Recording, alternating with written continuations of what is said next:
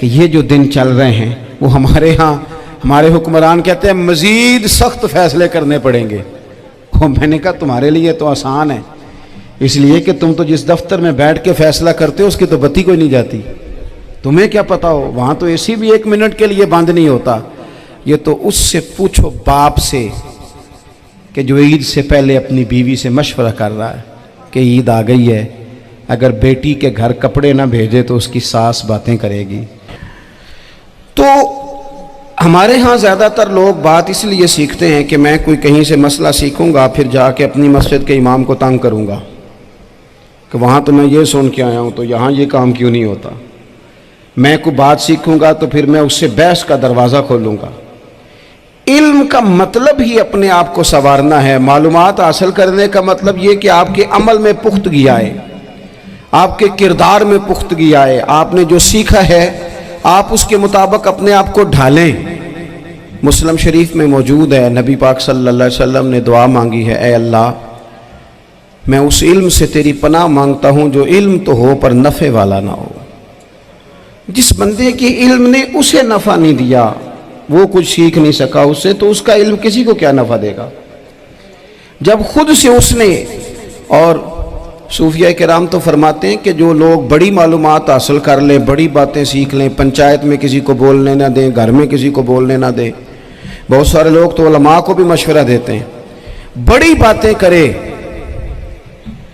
لیکن عمل کے لحاظ سے بندہ زیرو ہو تو اہل دل فرماتے ہیں اس کی صحبت سے بچو. اسے بڑا پتہ ہے، بڑی باتیں آتی ہیں، بڑی باتیں آتی ہیں، بڑی باتیں کرتا ہے، لیکن گفتگو کی حد تک تو بہت بڑا ہے، عمل کے معاملے میں صفر ہے. بہت سارے لوگ مسجد کے حجرے میں میٹنگ ہو رہی ہوتی ہے اور وہ لمبی لمبی دلیلیں اور مشورے دے رہے ہوتے ہیں، نماز کا ٹائم آ جائے تو اٹھ کے چلے جاتے ہیں، کہتے ہیں میں اپنے محلے دی مسیتیں پڑھنی ہیں. کئیوں کو کام یاد آ جاتا ہے. فرمایا کہ شخص کے پاس معلومات بڑی ہوں لیکن عمل کے معاملے میں بندہ زیرو ہو تو اسے بچنا کیوں؟ اس لیے کہ اگر پڑھا لکھا آدمی بے عمل ہونا تو وہ اپنی بے عملی پر بھی دلیلیں پیش کرتا ہے.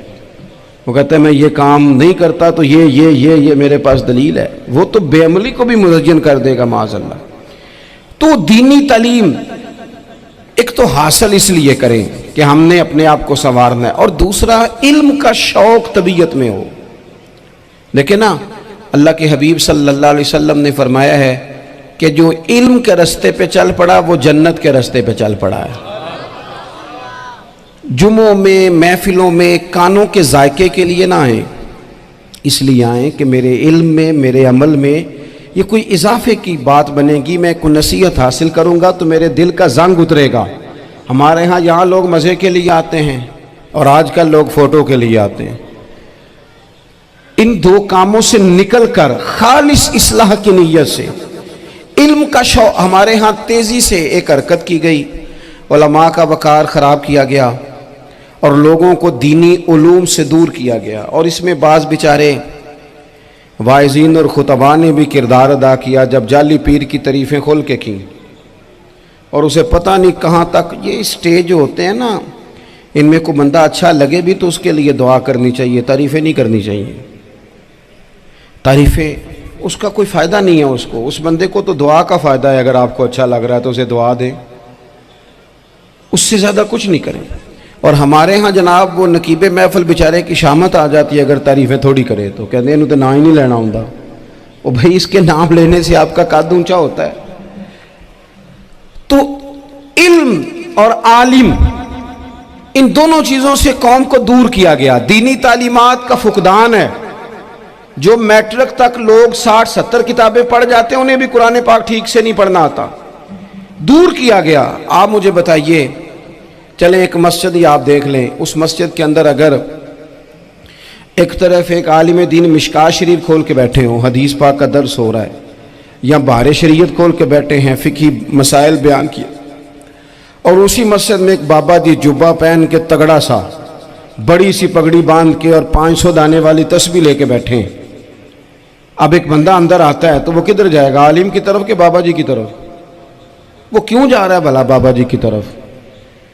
وہ اس لیے کہ ہم نے اسے یہ بتایا ہی نہیں کہ جس طرح سبحان اللہ سبحان اللہ سبحان اللہ پڑھنا عبادت ہے نا، اسی طرح دارابا پڑھنا بھی عبادت ہے۔ اسے ہم نے بتایا نہیں کہ جب تک علم کے رستے میں رہنا بھی عبادت ہے، جب تک اسے یہ سمجھ نہیں نہ آئے گی کہ جس طرح وظائف کی کتاب پڑھنا عبادت ہے، اسی طرح مشکوٰۃ شریف پڑھنا بھی عبادت ہے، حدیث بخاری کا درس لینا بھی عبادت ہے، مسلم شریف کی احادیث پر اپنے اساتذہ سے بیٹھ کر دروس پانا بھی عبادت۔ جب تک یہ پورا مزاج دیکھیں نا، نبی پاک صلی اللہ علیہ وسلم نے فرمایا رات کی ایک گھڑی بھر دین سیکھ لینا ساری رات نفل پڑھنے سے بہتر ہے۔ اب ہمیں سمجھنا چاہیے کہ کتاب پڑھ کے بھی بندہ رب رسول تک پہنچ سکتا ہے، کتاب و سنت رستہ آسان کرتے ہیں، لیکن ہمارے ہاں کیا مزاج دیا گیا ہے، بابا جی کے پاس چلو، ضرور جائیں بابا جی اگر نیک ہیں تو منع کوئی نہیں کر رہا، لیکن جو سوچ ہمیں حضور نے دی ہے ہم نے اسی سوچ کے مطابق اپنے معاملات کو ترتیب دینا ہے نا۔ اب ایک بات میں نے آپ سے پوچھی اور آپ نے کہا قوم ساری بابا جی کی طرف جائے گی۔ حدیث پاک کس طرح ہے، اللہ کے محبوب مسجد شریف میں تشریف لائے، دونوں جانب لوگوں کے حلقے بنے ہوئے ہیں، لوگ بیٹھے ہوئے ہیں، ایک حلقے میں لوگ اللہ کی یاد کر رہے ہیں، ذکر ہو رہا ہے، ایک حلقے میں بیٹھ کے ایک عالم کتاب و سنت کا درس دے رہے ہیں، ایک صحابی اور باقی سن رہے ہیں۔ خاص توجہ کریں نوجوان میری بات پر، رسول کریم صلی اللہ علیہ وسلم دونوں کے بیچ کھڑے ہو گئے اور کریم نے فرمایا دونوں محفلیں خیر کی ہیں، دونوں ہی حلقے خیر کے ہیں۔ اور پھر حضور فرمانے لگے مجھے چونکہ رب نے استاد بنا کے بھیجا ہے، میں چونکہ معلم بن کے آیا ہوں، یتلو علیکم آیاتنا ویزکیکم، میں چونکہ کتاب و سنت کی تعلیم کے لیے آیا ہوں۔ یہ لفظ کہتے کہتے حضور اس جماعت میں بیٹھ گئے جو دین پڑھ اور پڑھا رہی تھی۔ حضور وہاں بیٹھے جہاں بات دین کی ہو رہی، جہاں لوگوں کو اللہ رسول کی بات بتائی جا رہی۔ تو جمعے میں وقت پہ آئیں، اپنی دینی معلومات مضبوط کریں اور اپنے لیے مضبوط کریں۔ میں آپ کو بڑے درد سے یہ بات عرض کرتا ہوں، اگر دن میں 100 لوگ مسئلہ پوچھتے ہیں نا شریعت کا، تو ان میں 95 لوگ وہ ہوتے ہیں جو طلاق کا مسئلہ پوچھتے ہیں۔ والد صاحب نے، بیٹی کے والد صاحب نے 2 مہینے پہلے آرڈر دیا ہوتا ہے فرنیچر کا، بیٹے کی شادی ہو تو مہینہ پہلے شیروانی والے کو بھی کہنا پڑتا ہے، گاڑیاں بک کرانی پڑتی ہیں، میرج ہال بک، یہ سارے لوازمات ہم کرتے ہیں، سارا کچھ کیا۔ گاڑی سے گھر بسنا ہے، میرج ہال سے بسنا ہے، فرنیچر سے بسنا ہے، ہم نے سارا کچھ ان کو بتایا، لیکن کاش 2 گھنٹے بچی کسی معلمہ کے پاس جاتی، بچہ کسی استاد کے پاس جاتا، نکاح طلاق کے مسئلے بھی سیکھتے۔ میں دعوے سے کہتا ہوں اگر ہمیں پتہ چل جائے کہ 3 طلاقیں اکٹھی نہیں دینی چاہیے، کیونکہ دے دیں تو ہو جاتی ہیں، اگر ہمیں سمجھ آ جائے کہ نہیں دینی چاہیے، یہ مسئلہ بیان ہو، اور یہ والے مسئلے ہم محفلوں میں بھی نہیں بیان کر سکتے، اس لیے کہ لوگ کہیں گے مسئلہ تو وہ بیان کریں جس پہ نعرے لگیں گے، آپ قوم کو یہ کیا بتا رہے ہیں، یہ تو چھوٹا عالم بتاتا ہے معاذ اللہ اس طرح کی باتیں، تو بڑی بڑی کوئی نقطے کی بات بتائیں۔ وہ اس طرح ہمارے ہاں وہ 1 گھنٹہ پہلے نہیں کہتے تگڑے ہو جو میں جملہ دینے لگا، وہ پتہ نہیں جملہ آ رہا ہے کہ ایٹم بم آ رہا ہے، تیار ہو جاؤ، جو میرا جملہ ضائع نہ کرنا، ادھر بھاگ کے چلا گیا ادھر بھاگ کے آ جاؤ، اللہ جانے وہ جس طرح کبھی لگتا ہے نا پٹاری سے، اللہ جانے کیا نکلے گا، میں جملہ دینے لگا ہوں۔ تو میں کہتا ہوں تو آرام سے بیٹھ کے بھی جملہ دے دے، تیرے جملے سے کیا نکلے گا، اور تو جملہ نہ دے ہمیں کوئی آیت دے، تو جملہ چھوڑ ہمیں کوئی حدیث پاک سنا، یعنی ہر نقیب، ہر خطیب، ہر نعت خواہ اٹھ کے کہتا ہے سارا قرآن ہی حضور کی تعریف ہے۔ اور بھئی اگر سارا قرآن حضور کی تعریف ہے تو چند آیتیں پڑھ دے پھر تو بھی، تو نے پڑھی تو ایک بھی نہیں اور تو کہتا جا رہا ہے سارا قرآن ہی حضور کی تعریف ہے۔ یہ والی تعریف بھی تو سنانا قوم کو، جو یہ بچے ان کے استاد انہیں سکھا رہے ہیں اور یہ سیکھ رہے ہیں، اس طرف بھی تو سفر کریں۔ تو میرے عزیز اگر لوگوں کو مسائل کا پتہ چلے تو سینکڑوں گھر بچ جائیں تباہ ہونے سے، بڑے بڑے گھر بچ جائیں، لیکن مسائل نہیں آتے۔ میرے پاس مسئلہ پوچھنے کے لیے کچھ لوگ آ گئے تو 4-5 سال کا بچہ بھی تھا جس کے والد نے غصے میں اپنی بیوی کو 3 طلاقیں دی تھی، تو چھوٹا سا بچہ، کپڑے بھی پھٹے پرانے، اور حالت بتا رہی تھی کہ غریبی ہے. تو جب میں نے مسئلہ بتایا کہ 3 طلاقیں ہو گئی ہیں تو واپس جانے لگے. تو بچہ مجھ سے کہتا ہے دیہاتی آدمی تو کہنے لگا مولوی صاحب میری اماں تے نانی کہنی اسن پوچھ کے آئی آپ کہ ہن اسی لہدا ہی رہنا ہے. تو اس بچے کی نونہال کی وہ کیفیت دیکھی تو میں رو پڑا. میں نے کہا یار یہ بچہ بیچارہ ماں باپ کے ہوتے ہوئے یہ یتیموں جیسی زندگی گزارے گا کیونکہ باپ نے طلاق دے دی. کس طرح مسائل نہیں بتائے لوگوں کو, تعلیم سے آگاہی نہیں کیا. اور اس میں بہت بڑا ظلم ہے ان لوگوں کا بھی جو جنازے پہ کھڑے ہو کے تو کہہ دیتے ہیں میری طرح کے لوگ اچھے علماء کی بات نہیں کرتا. وہ کہہ دیتے ہیں دیکھو جن لوگوں کو جنازہ نہیں آتا. بھئی آپ نے کس دن عشاء کے بعد کلاس لگائی تھی جنازہ سکھانے کی؟ یہ تو آپ نے کہہ دیا لوگوں کو قرآن جی ٹھیک نہیں آتا. تو یہاں تو بیچاری بیبیاں جن کو صحیح پڑھنا نہیں آتا وہ مشن بنا لیتی ہیں کہ میں نے اتنے 100 کو قرآن پاک پڑھانا ہے. بیوہ ہو گئی ہوں, طلاق یافتہ ہو گئی ہوں, ساری زندگی قرآن پڑھاؤں گی. ہم کیوں یہ مشن نہیں بناتے, کیوں اس طرف سفر نہیں کرتے؟ ایک تو دینی معلومات میں, دینی علوم میں اپنے آپ کو لگائیں اور ذوق پیدا کریں کہ جو چیزیں مجھے نہیں آتی میں نے وہ سیکھنی ہے, جو معاملات مجھے نہیں آتے میں نے ان کی طرف سفر کرنا ہے. ایک تو اپنا یہ مزاج بنائیں. اور جب آپ دینی علوم سیکھتے ہیں تو پتہ ہے کون سا منظر قائم ہوتا ہے؟ منظر وہ بنتا ہے کہ حضرت ابو ہریرہ بھی دین سیکھا کرتے تھے, حضرت عبداللہ ابن عمر بھی اصحاب صفہ میں رہا کرتے تھے, حضرت انس بن مالک بھی رہا کرتے تھے. اور ایسا منظر بنتا ہے کہ حضرت سیدہ خدیجہ الکبریٰ رضی اللہ تعالیٰ عنہ فرماتی ہیں سیدہ فاطمہ حضور کی گود میں بیٹھی ہوتی تھی اور نبی پاک سے باتیں پوچھتی تھی اور حضور انہیں بتا رہے ہوتے تھے. سیدہ عائشہ حضور سے دین کی باتیں پوچھتی. چوتھا حصہ ہماری فقہ کے اصول حضرت فاطمہ کی, حضرت عائشہ صدیقہ کی مرویات پر مبنی ہیں. اگر ہماری بچیاں چھوڑ دیں ڈائجسٹ پڑھنا, چھوڑ دیں ادھر ادھر کی مووی دیکھنا اور وہ کتاب و سنت پر آ جائیں تو بہت سارے مسائل ایسے ہیں جو الجھنے سے پہلے ہی سلجھے ہوئے ہوں.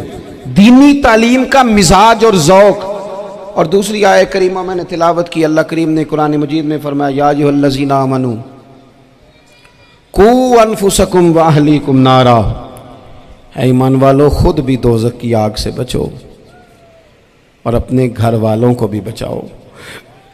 او والد, وہ ماں جو بچوں کو بھوک سے بچانے کے لیے محنت کرتی ہے, ان کو مایوسی سے بہت سارے ماں باپ ایسے ہوتے ہیں جن کے پاس کپڑے لینے کے پیسے نہیں ہوتے عید پہ.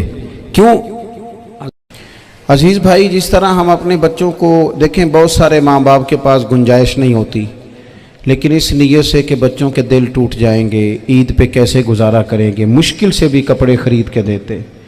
اس طرح ہم اپنے بچوں کو بھوک سے, پیاس سے, مایوسی سے بچاتے ہیں.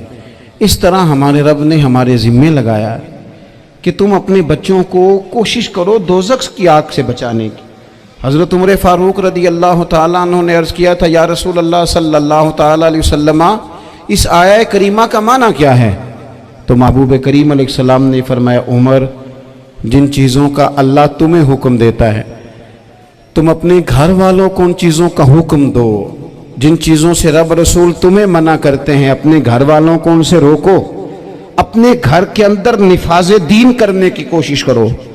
میرے بھائی بہت زیادہ آزمائش ہے ہمارے گھروں میں, بے چینیاں ہیں, اضطراب ہے, بچوں میں سختی ہے, بہن بھائی ایک دوسرے کے ساتھ لڑتے ہیں, مزاجوں میں تلخی آ گئی. کیوں بھلا؟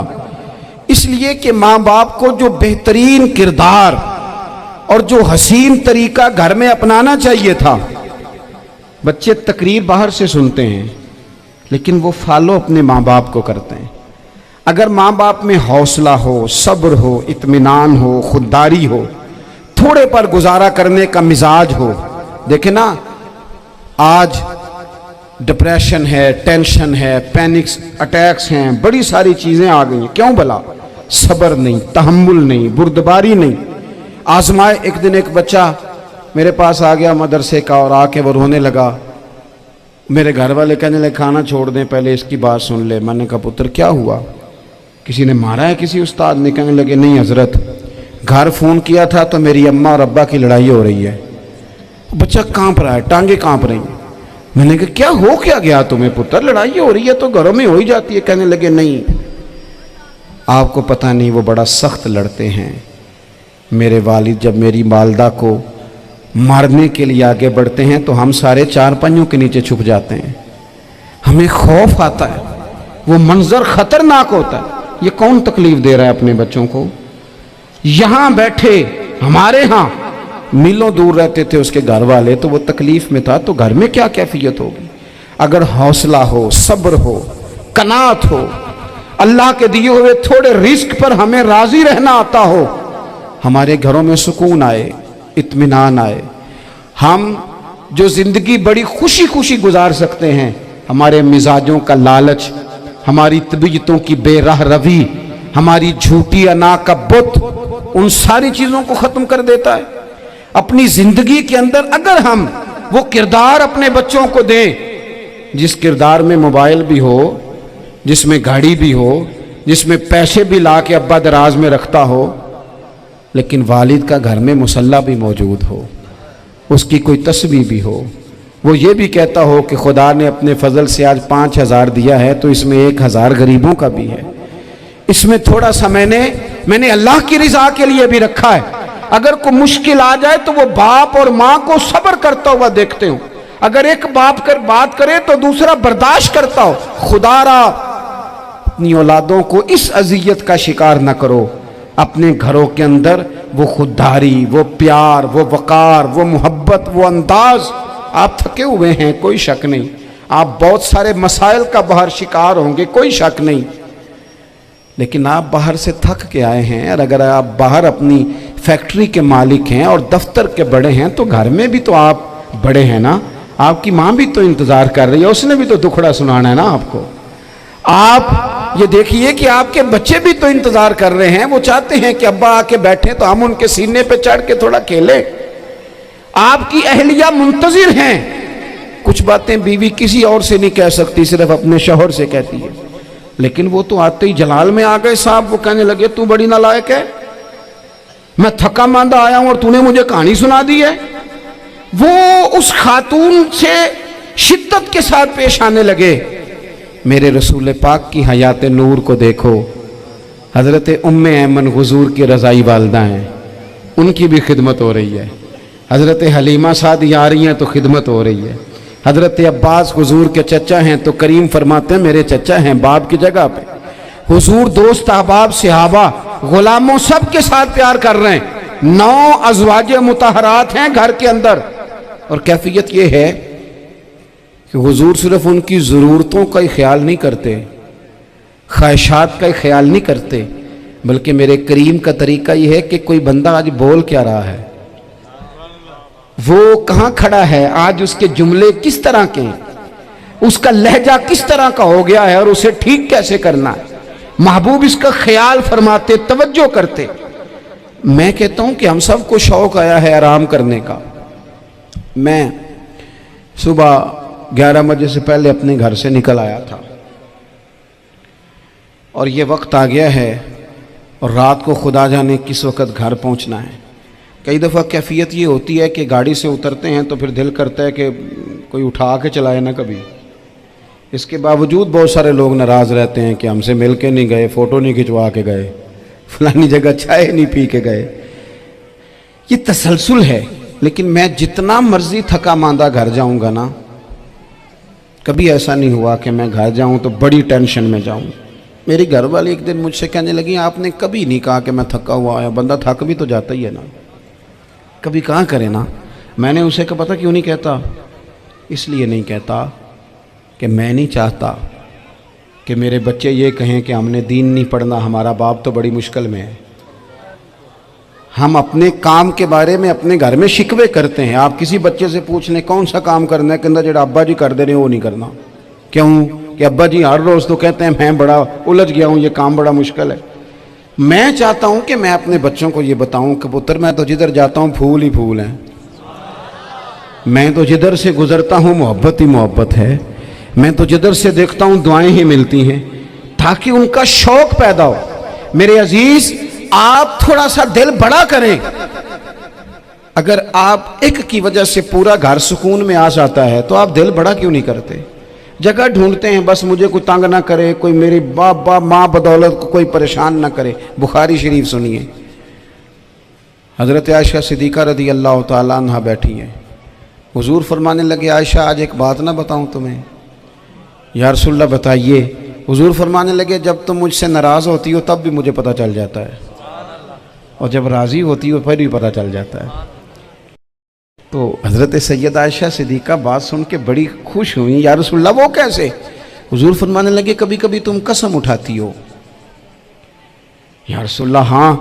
फरमाया, जब होती हो ना राज़ी, खुश, तो फिर कहती हो मुझे रब्बे मोहम्मद की कसम सल्लल्लाहु अलैहि वसल्लम। फिर तुम मेरे नाम के साथ रब करीम का नाम मिला के कसम उठाती हो, रब्बे मोहम्मद की कसम।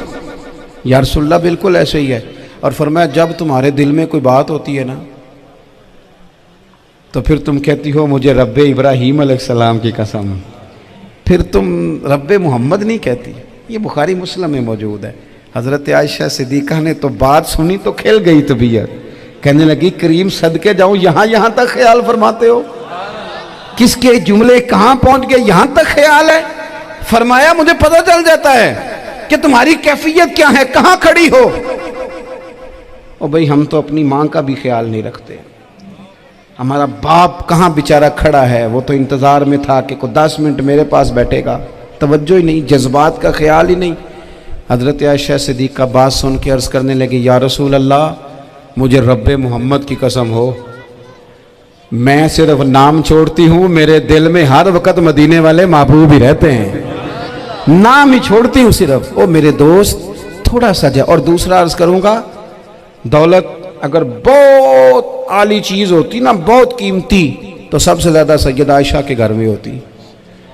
अगर पैसों से ही शौक आता तो पैसे सबसे ज़्यादा हज़रत फातिमा ज़हरा के काशाना नूर में होते। ओ मेरे भाइयों, सोना वक्त मोहब्बतों से गुजारा जा सकता है। ओ भाई, मैंने तो अपने घर में ये देखा कि मेरे वालिद साहब गर्मी आती तो फरमाते, ओ लो भाई तुहानू परवाह नहीं, मैं तुहाडे पड़ोले च दाने पा दिते ने ते तुहाडी माँ ने मर्तबान च अचार पा दिता है, लो अब तुम्हें कहीं जाने की ज़रूरत नहीं पड़ेगी। इस पे भी वक्त बड़ा अच्छा गुजरता था, इस पे भी टाइम बड़ा अच्छा। 6-6 खाने खा के बच्चे नखरे कर रहे हैं। मैंने अपने वालिद साहब से एक दिन कहा, मैं क्या अब्बा जी तुहानू पसंद की है? फरमान लगे, पुत्र जे तो लगी होवे भुख फिर तो यार शाही, और अगर भूख ना हो तो फिर नखरे ही नखरे हैं, फिर क्या पसंद होना है? तबीयत नहीं। अपने घरों में, अपने दोस्तों में इत्मीनान पैदा करें, इस तरह से बाहर आएँ। और एक बात और अर्ज़ करनी है, याद रखना, तकरीर बाहर चलती है, घर में नहीं चलती। घर में अमल चलता है। घर जाके आप लेक्चर देना, नमाज पढ़ा करो, नमाज पढ़ा करो, नमाज पढ़ा करो, नमाज पढ़ा करो, तो कोई नहीं पढ़ते घर वाले। आप घर में नमाज खुद शुरू कर दें। नबी पाक सल्लल्लाहु अलैहि वसल्लम ने फरमाया, घरों को कब्रिस्तान ना बनाओ, कुछ नफली नमाजें घर में भी पढ़ा करो। अल्लाह के प्यारे रसूल सल्लल्लाहु अलैहि वसल्लम का घर मस्जिद नबी के बिल्कुल साथ है, दरवाज़ा हुजूर के घर का मस्जिद में खुलता था। लेकिन नबी करीम सल्लल्लाहु अलैहि वसल्लम क्या करते थे? हज़रत आयशा सिद्दीक़ा फरमाती हैं, तहज्जुद की नमाज घर में पढ़ा करते थे। घर में हुजूर तहज्जुद की नमाज पढ़ते, अगरचे घर में दुश्वारी थी। कुछ इबादात, कुछ नमाजें घर के अंदर भी इंसान पढ़े।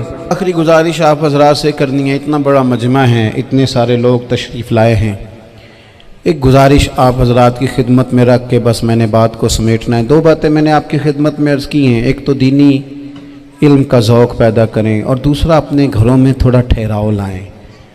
थोड़ा सा अपने, ये बच्चों के दस्तार फ़जीलत का इज्तिमा था, इसलिए मैंने ये बात अर्ज़ की, अपने घरों में थोड़ा हौसला कनात लाएं। हज़रत आयशा सिद्दीक़ा रदी अल्लाह ताला अन्हा फरमाती हैं, ऐसा नहीं था कि हमारे घर के अंदर माल नहीं आता था, अल्लाह के फजल से बड़ा कुछ आता था, लेकिन फरमाती हम इसार कर दिया करते थे। हुजूर का मिजाज इसार कर देने का है। याद रखना, शम्मा से अगर कई शम्मे जल जाएं तो इसकी रोशनी में कभी कमी नहीं आती। हज़ारों दिए भी जल जाएं तो ये दिए मांद नहीं पड़ते। महंगाई बड़ी ज़ोर की हो गई, गरीब आदमी की आजमाइश बढ़ गई। हमेशा महंगाई से गरीब लोग मुतासिर होते हैं। अमीरों की तो चीज़ें महंगी हो जाती हैं, वो तो सिंगल उन्होंने जमा की होती हैं, महंगी होती हैं तो डबल में बेचते हैं। गरीब पिसता है। लेकिन दुख की बात यह है कि हम एक दूसरे का साथ नहीं देते। मकरूज ज़हनी अजियत का शिकार है। 3 दिन है ना ईद के, तो एक जोड़े से भी गुजारे जा सकते हैं, एक से भी। अक्सर लोग तो वैसे ही ईद की नमाज़ पढ़ के सो जाते हैं, और जो बेदार भी हैं वो भी कपड़े बदल करके जानवर के ज़िबा में मशगूल हैं। हमने इस ईद पे कोशिश करनी है कि हमारी गली में, हमारे मोहल्ले में, हमारे दाएं बाएं थोड़ा सफ़र करें, बच्चों को देखें, सरकारी स्कूल से निकलते बच्चों को देखें, मसाजिद मदारस से निकलते बच्चों को देखें। हम ना एक एक दो दो का साथ दें। ये जितनी सियासी जमातें काम कर रही हैं, जिनकी हुकूमत थी, जिनकी है, पता नहीं कल किसकी आएगी, मैं तो ज़ाती तौर पर इनसे पूरा मायूस हूँ। मुझे तो नहीं लगता कि जितने लोग आज तक हुकूमत कर चुके हैं, बार बार आते हैं या पिछली हुकूमत गई है, इनके पास कोई प्लान ही नहीं है। ये तो बेचारे एक दूसरे की टांगें खींचने के अलावा ना कुछ कर सके हैं, ना उम्मीद है कुछ करेंगे। लेकिन गरीब की तकलीफ़ बढ़ गई है। मेरे पास 20 लोग आते हैं, आते तो वो दुआ का कहने हैं, आते तो सिर्फ ये बताने हैं कि इस मुश्किल में हूँ, दुआ करना। लेकिन दोस्तों, लोगों की बातें सुन के बड़ी तकलीफ़ होती है। हम क्या किसी की मदद कर सकते हैं? हमारे लिए तो मदारस चलाने मुश्किल हैं, लेकिन लोग अज़ियत का शिकार हैं। ज़हनी कर्ब के नीचे लोग आ गए, इतनी बड़ी अज़ियतें खड़ी कर दी गई हैं। थोड़ा थोड़ा देखो, 2 का खाना 3 भी तो खा ही सकते हैं ना, 3 का खाना 4 भी तो खा ही सकते हैं ना। मेरे महबूब ने हमें ये नहीं कहा था ज़्यादा गोश्त पकाना, बल्कि रसूल पाक ने तो रंग ही बड़ा सादा दिया है। करीम ने फरमाया, आयशा शोरबा ज़रा ज़्यादा कर लो, पड़ोसियों को भी सालन दे देंगे। थोड़ा शोरबा ज़्यादा कर लो, इसी को बढ़ा लो, थोड़ा शोरबा बढ़ा लें, थोड़ा थोड़ा एक दूसरे की मदद करें, दस्त शफकत रखें। गलियों में सुनसान लोग, अब तो लोग एक दूसरे से दुख भी नहीं कहते, वो कहते हैं देना किसी ने है कुछ नहीं, और तमाशा अलग से बन जाएगा। दोस्तों, हमने खुद एक दूसरे का हाथ बटाना है। जो लोग साहिब सरबत हैं, देखो एक ही बाप की औलाद होती है, एक को अल्लाह बड़ा नवाज देता है, 2-3 कमज़ोर रह जाते हैं। उसको चाहिए वो दूसरों पे दस्ते शफकत रखे। एक गली में सारे लोग एक ही कबीले के, एक ही इलाके के, एक आगे निकल गया है, उसे चाहिए वो दूसरों का ख्याल करे। अजीज़ भाइयों, हमने इस कमर तोड़ महंगाई के दौर में, मैंने जुमे में अमीर लोगों से कहा था कि कुर्बानियाँ करनी तो है ही, तो तुम तो सारा साल गोश्त खाते हो। क्या आपको बताऊं कि हम उस वतन में रहते हैं जहाँ फ्रिज और फ्रीज़र बड़ी इससे पहले ज़्यादा बिकते हैं। फ्रिज नहीं ले आओ, बड़ी ले आओ, चूँकि गोश्त सेव करना है, सारा साल भी तो मिलता है ना अमीरों। मैंने तो कहा था उस गाँव में ले जाओ जहाँ कुर्बानी कोई नहीं कर रहा, ज़िबाई वहाँ जाके कर लो। थोड़ी सी गुंजाइश बनाएं अपने दिलों में। ये ज़रूरी नहीं कि सामने वाला आपका शुक्रिया भी अदा करे। हज़रत आयशा सिद्दीक़ा रज़ी अल्लाह ताला अन्हा, अम्मा जी एक कनीज़ रखी हुई थी, हज़रत उस्मान गनी ने दी थी कि आपकी खिदमत करेंगी। तो वो कनीज़ कहती है कि अम्मा जी तो मेरी भी रोटियां पका देती थी, वो तो मेरे लिए भी खाने का अहतमाम कर देती थी, लेकिन कोई दरवाज़े पे अगर मांगने आता तो हज़रत आयशा सिद्दीक़ा मुझे कहती इसे खैरात दे आओ।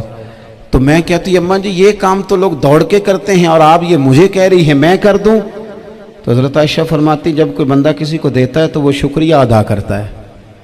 मैं चाहती हूँ वो शुक्रिया भी तेरा ही अदा कर जाए, मैंने जो अजर लेना है वो रब की बारगाह से लेना है। तो मेरे भाई, अपनी ज़िंदगी में थोड़ा सा तो दिल बड़ा करें, थोड़ी थोड़ी गुंजाइश पैदा करें। और ये ज़रूरी नहीं कि उस बंदे का आपसे बड़ा अच्छा सलूक ही हो, ना भी हो उस गरीब का सलूक अच्छा, तो बाज़-औक़ात बंदा गरीबी में तल्ख भी तो हो ही जाता। बाज़-औक़ात इंसान पे गुर्बत ज़्यादा आ जाए तो उसकी तबीयत भी तो, बीमार आदमी सख्त भी तो हो जाता है। तो मेरी आपसे ये गुजारिश है कि ये जो दिन चल रहे हैं वो हमारे यहाँ हमारे हुक्मरान कहते हैं मज़ीद सख्त फ़ैसले करने पड़ेंगे। और मैंने कहा तुम्हारे लिए तो आसान है, इसलिए कि तुम तो जिस दफ्तर में बैठ के फ़ैसला करते हो उसकी तो बत्ती कोई नहीं जाती, तुम्हें क्या पता हो, वहाँ तो एसी भी 1 मिनट के लिए बंद नहीं होता। ये तो उससे पूछो बाप से कि जो ईद से पहले अपनी बीवी से मशवरा कर रहा है कि ईद आ गई है, अगर बेटी के घर कपड़े ना भेजे तो उसकी सास बातें करेगी। ये छोटी ईद गुजरी थी ना, تو ہمارے ہاں کچھ لوگ سمجھتے ہیں کہ سخاوت صرف رمضان میں ہی کرنی ہے، اور رمضان میں ثواب زیادہ ہے، ورنہ راشن ونڈن والے اور لوگ کو عیدوں بعد بھی بھوک لگ دیجئے، عید کے بعد بھی اسی طرح ہی غریب کے ساتھ پیٹ ہوتا ہے، لیکن توجہ نہیں۔ ایک تو ذوق علم پیدا کریں، ایک اپنے گھر میں اطمینان کا ماحول لائیں۔ تیسری گزارش یہ ہے کہ مہنگائی اور سختی کے اس دور میں اپنے مسلمان بھائیوں کا، عزیزوں کا، اہل محلہ کا ہاتھ بٹائیں، پیار کریں۔ اللہ تبارک و تعالیٰ اپنے بندوں پر بڑا مہربان ہے، وہ اپنے بندوں کو معاف کرنے والا ہے، اپنے بندوں پر رحمت کرنے والا ہے۔ ہم اللہ تعالیٰ کے عاجز بندے ہیں، خواہشات نفسانیہ کئی دفعہ معاذ اللہ غالب آتی ہیں، غلطیاں ہو جاتی ہیں، اور ان غلطیوں کی پاداش میں انسان اپنی جان پر زیادتی کرتا ہے۔ اللہ تعالیٰ معاف کرے تو اس کا سفر اللہ کے عذاب کی طرف ہوتا ہے۔ اب ہمیں یہ حکم ہے کہ ہم سب بار بار استغفار کریں اپنے رب کی بارگاہ میں، اس کے حضور توبہ کریں، اللہ سے معافی کے خواستگار ہوں۔ نبی پاک علیہ الصلوۃ والسلام نے تعلیم امت کے لیے فرمایا ہے کہ میں دن میں 100 بار اپنے رب سے استغفار کرتا ہوں۔ بار بار اس کی طرف رجوع کیا جائے، بار بار اپنے رب کے حضور معافی مانگی جائے، اور بار بار جائزہ لیا جائے اپنے اعمال کا۔ بار بار کوشش کی جائے کہ ہم اپنے آپ کو سنواریں، ہم اپنے آپ کو بدلیں، اپنے اندر تبدیلی لائیں، ہم ایسے اعمال کریں جس کی برکت سے اللہ تعالی ہمیں معاف فرمائے۔ اللہ جزائے بڑی مہربانی، جزاک بڑی مہربانی۔ کوشش کریں کہ ہم بار بار اپنا حساب کریں، محاسبہ کریں۔ ہمارے ہاں یہ ہوتا ہے کہ لوگ اپنی جسمانی صحت کا تو بڑا خیال رکھتے ہیں کہ میری طبیعت ٹھیک نہیں، ٹیسٹ کرا لوں، یہ چیز کھاؤں، یہ نہ کھاؤں، میں غور کروں کہ کس چیز سے میری طبیعت خراب ہوتی ہے، کس سے بہتر ہوتی ہے، اس کا بڑا لحاظ اور خیال کیا جاتا ہے۔ لیکن روحانی زندگی کس سے برباد ہوتی ہے، کون سے گناہ ہیں جو باطن کو اجاڑ دیتے ہیں، دل کو تباہ کر دیتے ہیں، اخلاق کا جنازہ نکال دیتے ہیں، اس پر ہم غور نہیں کرتے۔ اپنی ساری زندگی اپنا ظاہر سنوارنے میں گزار دیتے ہیں، اور دل جس پر رب کریم کی نظر کرم رہتی ہے اس پر ہم توجہ نہیں کرتے۔ سب سے پہلے تو اپنا محاسبہ کریں زندگی میں۔ حضرت عمر رضی اللہ تعالیٰ عنہ ایک جملے میں بات بہت بڑی ارشاد فرما گئے۔ آپ فرماتے ہیں کہ اپنا حساب کرو اس سے پہلے کہ تمہارا حساب کیا جائے، پھر حساب کیا جائے گا تمہارا پھر مشکل ہوگی۔ تو ابھی سے اپنا حساب کیا جائے۔ اب ان لوگوں کا معاملہ ہے جو دنیا سے رخصت ہو گئے۔ انسان خیر اور بدی اس کا مجموعہ ہوتا ہے، انسانوں میں نیکیاں بھی ہوتی ہیں، کمزوریاں بھی ہوتی ہیں۔ اب ہم میں سے جو دنیا سے رخصت ہو گئے ہیں ان کے تعلق سے ہمارے کوئی ذمہ داریاں ہمارے ذمہ بچتی ہیں۔ ایک تو ہم سب کا معاملہ ہے، وہ میں نے پہلے عرض کر دیا کہ ہمیں اپنا حساب کرنا ہے، اپنے معاملات کو دیکھنا ہے، استغفار کرنا۔ پھر یہ کہ جو لوگ رخصت ہو گئے ان کے لیے کیا کریں۔ تو چونکہ انسان میں کمیاں بھی ہوتی ہیں، خوبیاں بھی ہوتی ہیں، تو سب سے پہلے تو اللہ کے حبیب علیہ السلام نے ہمیں فرمایا ہے کہ اذکروا محاسن موتاکم، جب تم میں سے کوئی رخصت ہو جائے تو اس کی اچھی اچھی باتوں کا ذکر کرو۔ ایسا نہیں کہ انسان میں ساری خوبیاں ہی ہوں گی، لیکن تم خوبیاں تلاش کر کے ان کا بیان کرو، تم زمین پر اللہ کے گواہ ہو۔ ایک تو جب بھی کسی جانے والے کا ذکر کریں خیر کے ساتھ کریں، بھلائی کے ساتھ کریں، اچھے لفظوں کے ساتھ کریں۔ کہیں کوئی کمی یاد آئے بھی تو اب اسے چھوڑ دے، وہ بندہ رخصت ہو گیا، اس کا ذکر خیر کے ساتھ کرنا، اس کو ذہن میں ضرور بٹھائیں۔ دوسری بات یہ کہ جب کوئی دنیا سے جائے تو اس کی طرف سے اصال ثواب کریں، یعنی ایسے اعمال کرے جن کی وجہ سے اسے ثواب پہنچے۔ اب ہمارے ہاں جو رسم و رواج بعض بن گئے ہیں، بڑی بڑی دیگیں، بڑے لاؤ لشکر، نامی گرامی بندہ ہے تو نامی گرامی آؤ جاؤ تو کھانے تو بڑا جلسہ تو پتہ لگ جائے لوگوں کو، تو پہلے تو یہ یاد رکھو جس کام میں تھوڑی سی بھی ریاکاری ہو اس پر اللہ کی بارگاہ سے اجر کی امید کیسے رکھتے ہو؟ جب تک عمل خالص لوجہ اللہ نہیں ہوتا، جب اس پر ثواب مل نہیں رہا تو جائے گا کیسے؟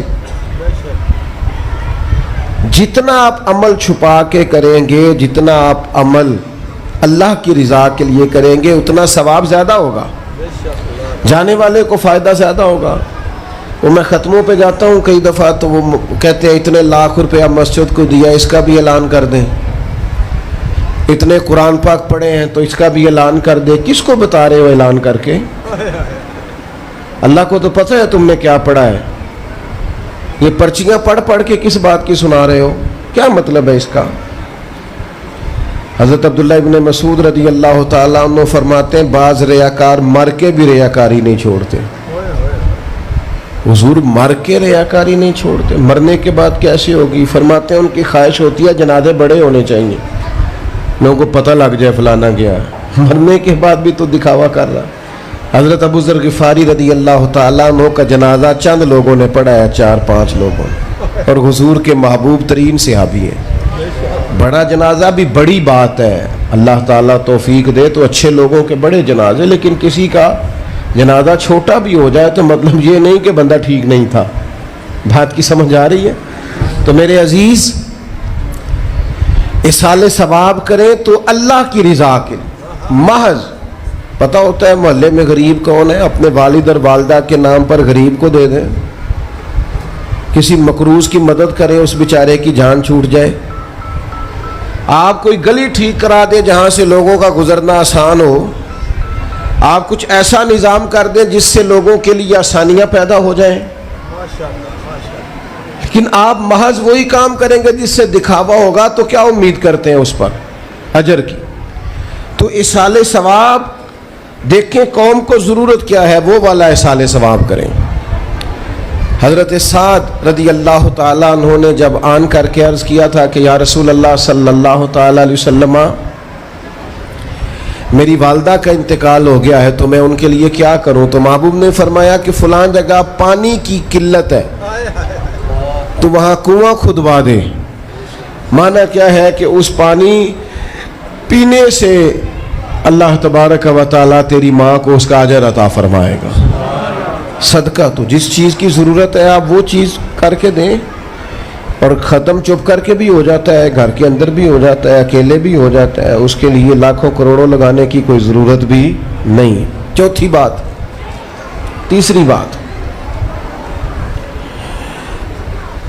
کوشش فرمائیں کہ جو نیکیاں جانے والا کرتا تھا وہ نیکیاں جاری رہیں، اس کے بچے، اس کی اولاد، اس کے سارے رشتہ دار ان نیکیوں، اگر وہ کوئی بھلائی کرتا تھا تو وہ بھلائی ہوتی رہے، وہ جاری رہے، وہ سلسلہ آگے بڑھایا جائے۔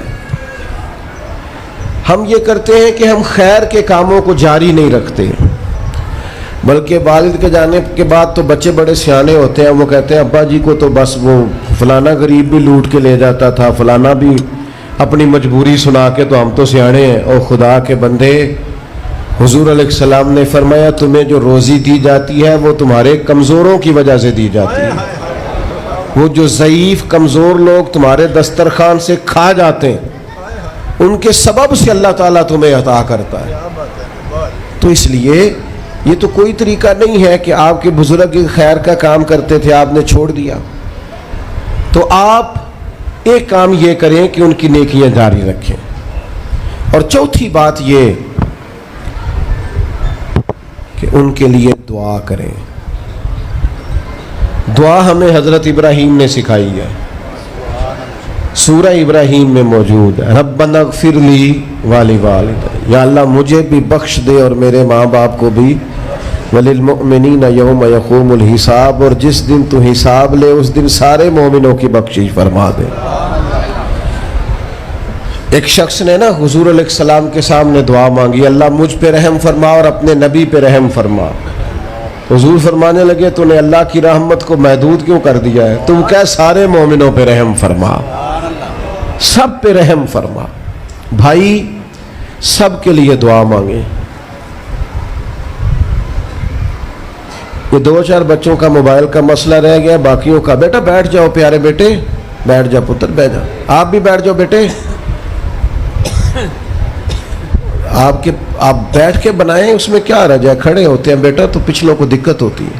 سنو، زیادہ غور سے سنو، میں تھوڑی تقریر کرنے والا مولوی ہوں، لیکن یہ اللہ کا فضل ہے کہ میں اگر 20 منٹ بات کروں گا تو اس 20 منٹ کے اندر آپ کو کوئی 20 سبق ضرور حاصل ہوں گے انشاءاللہ تعالی۔ ہاں، وہ کوشش ہوگی کہ وہ جتنی بات ہے وہ تربیتی ہے۔ وہ بعض دوستوں کا خیال ہوتا ہے لمبی تقریر کریں، میں کیا ہوتے وہ بندہ کر سکتا ہے جنہیں ایک شعر ہی 20 منٹ پڑھنا ہوئے، اجے مزہ نہیں آیا، اجے دوبارہ پڑھو، اجے رل کے پڑھو، تو وہ تو پھر 1.5 گھنٹہ بھی کام چل سکتا ہے۔ تو جس نے ٹو دی پوائنٹ بات کرنی ہو اس کے لیے تو 10 منٹ بھی بڑے ہوتے ہیں، اور ویسے بھی تقریریں پیٹ بھرنے کے لیے نہیں ہوتی، عمل کرنے کے لیے ہوتی ہیں۔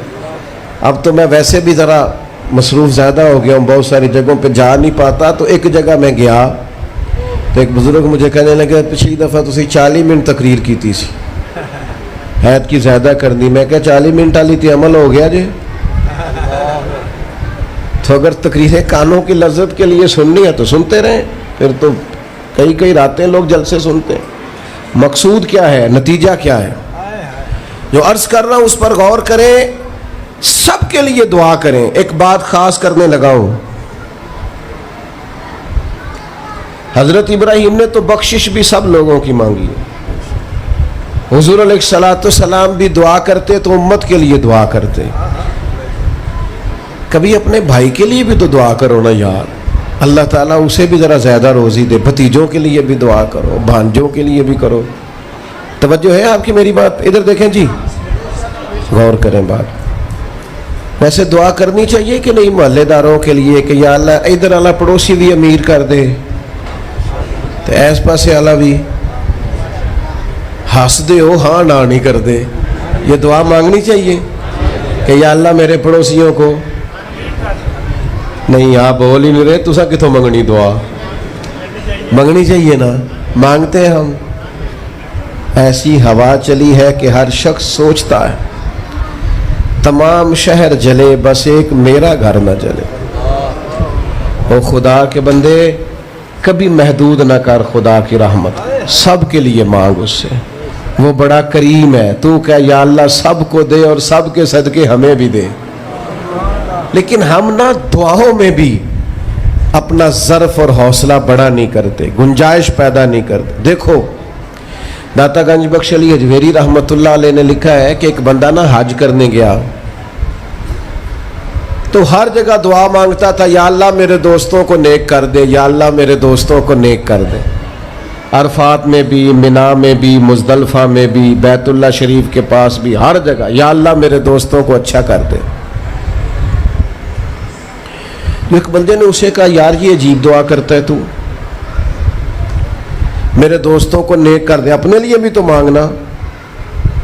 تو کہنے لگا اللہ کے بندے میں ہر وقت دوستوں کے بیچ رہتا ہوں، اگر وہ نیک ہو گئے تو میں بھی انشاءاللہ ہو جاؤں گا۔ ان کی صحبت میرے اوپر بھی اچھا اثر ڈالے گی چونکہ رہتا جو ان کے بیچ ہوں۔ ہمارا علاقہ امیر ہو گیا تو انشاءاللہ ہم بھی ہو ہی جائیں گے۔ لوگوں کے رزق میں برکت ہوگی تو ہمارے رزق میں بھی تھوڑا سا نا کشادہ دل کریں ہر معاملے میں۔ اور سنیں حدیث پاک، نبی کریم علیہ السلام نے فرمایا جو دعا اپنے بھائی کی غیر موجودگی میں اس کے لیے مانگی جاتی ہے نا، اللہ وہ دعا جلدی قبول فرماتا ہے۔ اور حضور فرماتے ہیں جب تم اپنے بھائی کی غیر موجودگی میں اس کے لیے دعا مانگتے ہو، اللہ تمہارے سرانے فرشتہ کھڑا کرتا ہے اور فرشتہ کہتا ہے مالک جو یہ اس کے لیے مانگ رہا ہے پہلے اسے عطا فرما۔ تو کیسی سعادت کی بات۔ لیکن سینہ کشادہ کرنا پڑے گا، دل بڑا کرنا پڑے گا، حوصلہ بڑا کرنا پڑے گا۔ جب تک دل، طبیعت، حوصلہ یہ بڑا نہیں ہوتا اتنی دیر تک لطف حضور کی ساری امت کے لیے دعا مانگیں کہ اے اللہ جتنے خوش عقیدہ ہیں محبوب کے غلام سب کو جنت عطا فرما، سب کے لیے کھول دے دروازے جنت کے۔ دعا اللہ کی۔ اچھا پھر دعا مانگنی بھی ذرا ذوق سے چاہیے۔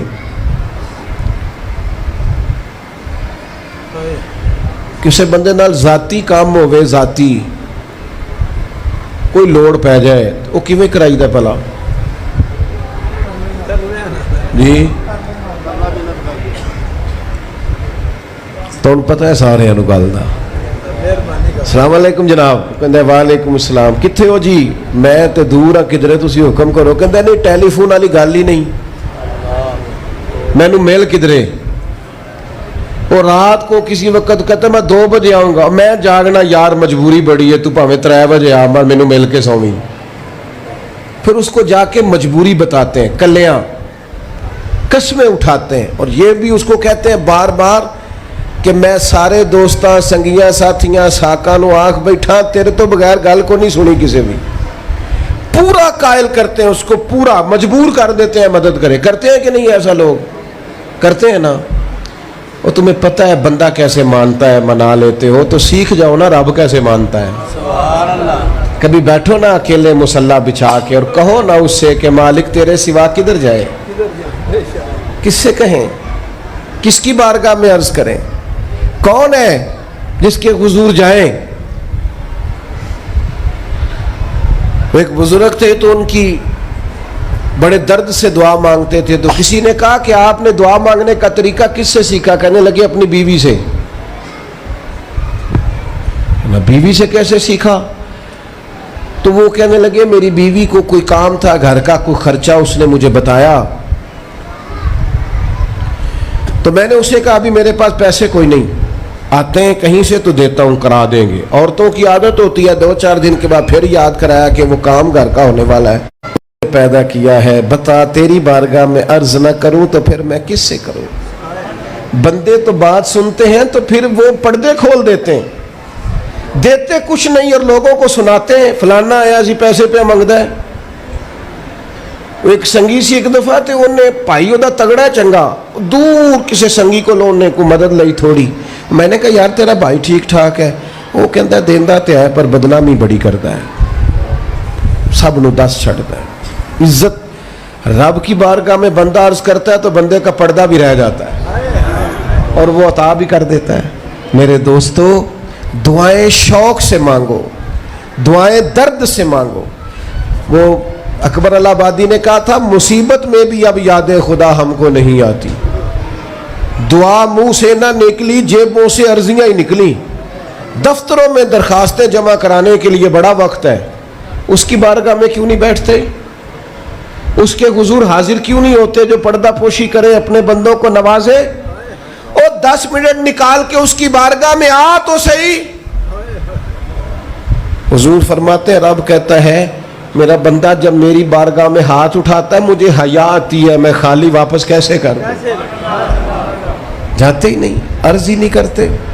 دعا تو مومن کا ہتھیار ہے، طاقت ہے بندے کی، شان ہے۔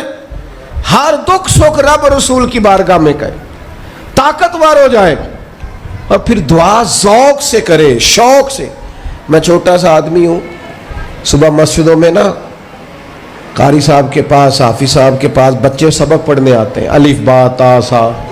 میری طرح کا سب سے چھوٹا مولوی بھی سبق پڑھا رہا ہو نا، تو بچہ سبق پڑھاتے ادھر ادھر دیکھے تو قاری صاحب تھپڑ مارتے، کہنے ادھر تاک کوئی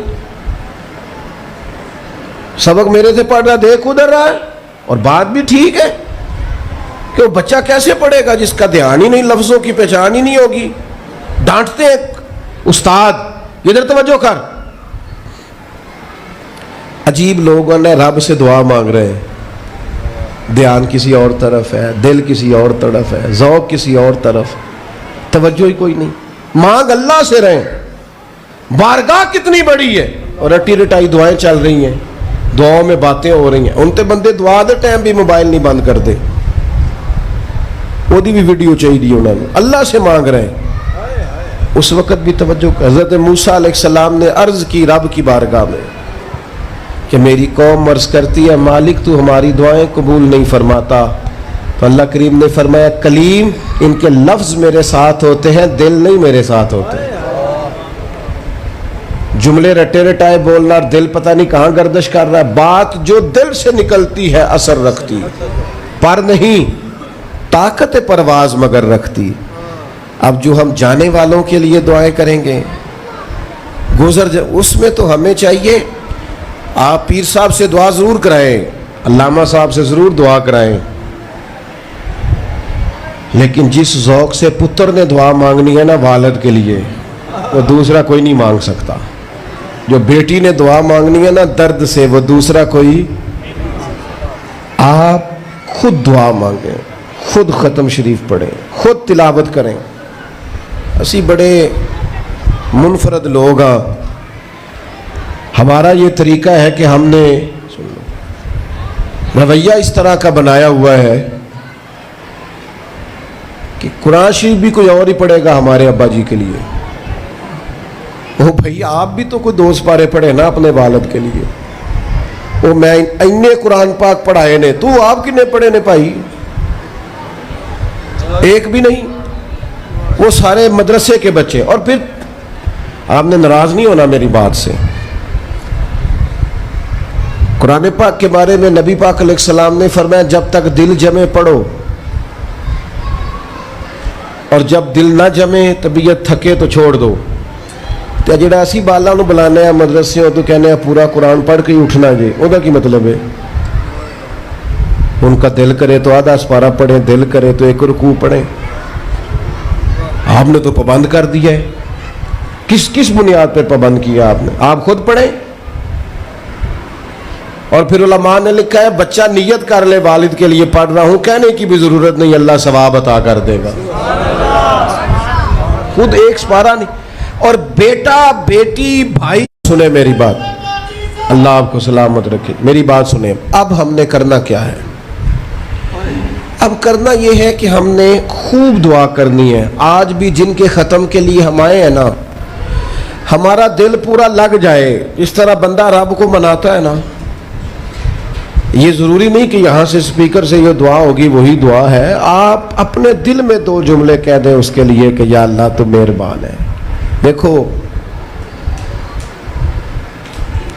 لمبا نہیں یاد رکھتے لوگ، جو قبروں میں پڑے رہ گئے، آہستہ آہستہ بندے بھولنے لگتے ہیں۔ جب کسی کا انتقال ہوتا ہے لوگ روز قبرستان جاتے ہیں، پھر تھوڑے دنوں کے بعد یہ روٹین کیے، فرمایا قبر والا ماں، میرا باپ، میری اولاد میرے لیے دعا کرے، میرے اپنے میرے لیے دعا کریں، وہ تو انتظار کر رہا۔ دوستو اپنے جانے والوں کا بہترین تحفہ ان کے لیے دعا کرو۔ میری والدہ میرے والد چلے گئے، کوئی مجھ سے پوچھے نا ان کے لیے کیسے دعا کرتے تو میں کہتا ہوں میری سانسیں بھی دعا کرتی، میری دھڑکنیں بھی دعا کرتی۔ ایک دن نہیں، ایک دن میں کئی دفعہ جب بھی خیال آتا ہے ان کے، قرآن مجید نے خود توجہ دلائی وَقُلْ رَبِّ ارْحَمْهُمَا كَمَا رَبَّيَانِي صَغِيرًا۔ اللہ کہتا ہے کہو اے اللہ ان دونوں پہ رحم فرما، جب میں چھوٹا تھا تو میری انہوں نے پرورش کی تھی۔ رب نے دعا سکھائی۔ بھائیو صرف مسلمان کا آج موبائل بھی آباد ہے، فوٹو بھی آباد ہے، اور دسترخوان بھی آباد ہے، اور ہوٹل بھی آباد ہے۔ جس چیز کو آباد نہیں کرتے وہ مسلح ہے۔ مسلح کمزور ہے، مسلح طاقتور ہونا چاہیے۔ وہ بندہ طاقتور ہے جسے اللہ سے جڑنا آتا ہے، دعائیں مانگنی آتی، التجائیں کرنی آتی، خوب دعائیں مانگیں، خوب اس کی بارگاہ میں حاضری دیں۔ آخری بات آپ سب کے لیے میری یہ ہے کہ ہم سب نے دنیا کو چھوڑ کے جانا ہے۔ ہم دنیا میں اچھے عمل کرنے آئے ہیں۔ جڑا بچہ اتوں پردیس گیا ہے نا، ابا جی نے پلاٹ ویچیا ہے تے اماں نے زیور ویچیا ہے، تو وہ باہر کام نہ کرے، تو جڑے اتوں کو بندہ جائے وہ کہندے یار تو کڈا بیوقوف ہے، تیری ماں پیو نے جڑے کام کر لیا تو وہ کردا ہی نہیں، ویلا پھرنا ہے۔ اور پھر میں نے سیانے لوگ دیکھے ہیں سعودی عرب میں 40 سال گزارتے ہیں پر وہاں گھر نہیں بناتے. دبئی میں یورپ میں 40 سال گزارے, گھر نہیں کوئی, بلکہ جو کمبل خریدا تھا نا جاتے وقت واپسی تک وہی کمبل ہے. کیوں؟ کہ وہ سمجھتے ہیں گھر تو پاکستان میں. پردیس کے لیے محنت, یہاں گھر بنانے کا مقصد کوئی نہیں. اور میرے دوستو, نبی پاک نے ہمیں فرمایا دنیا میں اس طرح رہنا جس طرح مسافر رہتے ہیں. گھر تو تمہارا جنت میں, اصل ٹھکانہ تو آخرت کا ہے. لیکن ہم ساری تباہی اتار رہے ہیں, یہاں فارغ پھر رہے ہیں. آپ نے ناراض نہیں ہونا, ڈھیر سارے بندے بے نمازی ہیں اور بلا وجہ بے نمازی ہیں, کوئی وجہ نہیں. جو بندہ کہتا ہے نماز کے لیے ٹائم نہیں ملتا, جھوٹ بولتا ہے, کیونکہ رب کہتا ہے لا یکلف اللہ نفسا الا وسعہا, جو بوجھ کوئی اٹھا نہ سکے میں ڈالتا ہی نہیں. تو ہم نماز پڑھ سکتے تھے تو اللہ نے فرض کی ہے. ٹھنڈے اے سی لگ گئے, اب فجر میں آنکھ ہی نہیں کھلتی. او خدا کے بندو, اس وقت سے ڈرو جب اے سی بھی ہو, کمرہ بھی ہو, پر نیند ہی نہ آئے. آج نیند ضرور کرو پر غافلوں والی نہ کرو. فجر کی نماز بر وقت. آج کل ہی تو موقع ہے فجر پڑھنے کا جب رات چھوٹی. اب بھی تو مزہ آتا ہے, بندہ تھوڑی قربانی دے کے اٹھتا ہے. یہی تو ٹائم ہے کہ آپ وقت پہ آئیں. اور یہ ذمہ داری ہے گھر کے بزرگوں کی کہ وہ جس طرح ناراض ہوتے ہیں نا, میری روٹی کیوں نہیں ٹائم نہ پکی, انہیں ناراض ہونا چاہیے کہ تم نے نماز کیوں نہیں پڑھی. لیکن وہ ذات کے لیے ناراض ہوتے ہیں, دین کے لیے ناراض ہی نہیں ہوتے. اس پر ضرور توجہ کریں, بالخصوص اپنی نماز کا خاص. اور نوجوانوں سے کہوں گا, جو بندہ جوانی میں نمازی نہیں نہ ہوتا, بڑھاپے میں اس کے لیے عادت ڈالنا مشکل ہوتا ہے. ابھی سے نمازی ہو جاؤ, بڑا مزہ آئے گا, زندگی مینج ہو جائے گی. ہم تو بھائی ٹائم کے اتنے پابند ہی نہیں رہے. ساڈا تو ٹائم ہی ہے, زور تو پہلا زور تو بعد, اثر تو پہلا تے اثر تو, ہر چیز نماز کے ساتھ سیٹ ہے. بڑا مزہ آئے گا اگر اس کے ساتھ آپ کی زندگی ساری ترتیب پا جائے. دعا کرتا ہوں اللہ ہماری حاضری قبول فرمائے.